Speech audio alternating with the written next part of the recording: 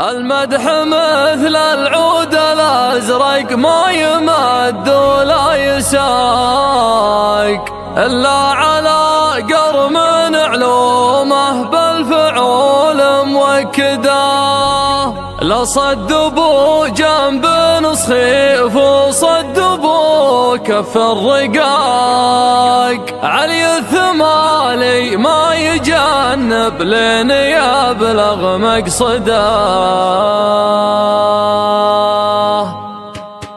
على الطريق اللي نهايته بدايته بلا قبض الخيال يعيش جوه والقديم يجدده. خلوني ياخذ راحتي وارتاح من ضيق الخلق، محتاج لي سجة تعيد الراحة المستبعدة. ياخذني التفكير لابعد مرحلة وابعد نطاق، واعيش في غربة على الواقع ورحلة مجهدة. نهاية مر البال في ضيقه وهم ما يطاق، واميل للعزلة واشوف ان الظروف معقدة. اصعب من شعور الفراق الا شعور الاشتياق، هم من يطاول راعي الفرقة ونار موقدة. من يكثر التفكير في الدنيا ولهوات الفراق، يمكن يبين الحزن في عينه ويجفى مرقده. كافحت في الدنيا بعز وذقت شيء ما يذاق، ما مرت الظروف الليالي باردة ومبردة. بيني وبين العز واسلوب العرب عقد اتفاق، رصيدي اللي ما ملكته في بنوك الاصدى.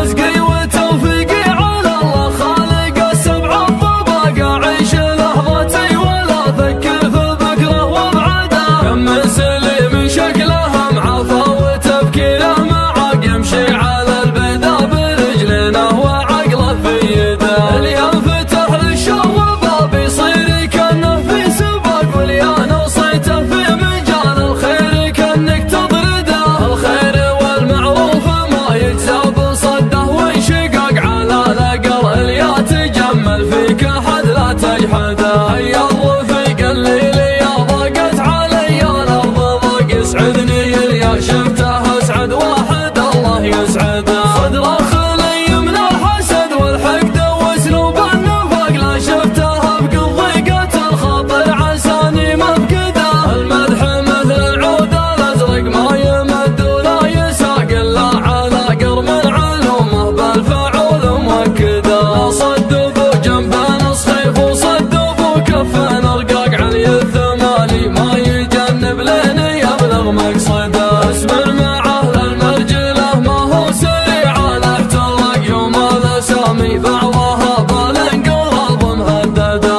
يكرم عن الهفات والزلات والهرجات دقاق، لها نراس تعب الاجيال قبله وابعده. يسعى لفعل الخير والمعروف والحق الحقاق، من يحتزم في المحزم المليان يبشر بسعده. يا علي بعظه فعولك تشرح صدور الضياق، صبي من المسعود يقف كل ما حان وعده. انت المشرف في الوطن والدبلوماسي في العراق، وتبين في يوم يجف الدم وسط الولده. اخوك يوسف ما ضرب الهينه ولا فهاق، هو مزندك في حزة الشدات وانت مزنده. عزوة ثمال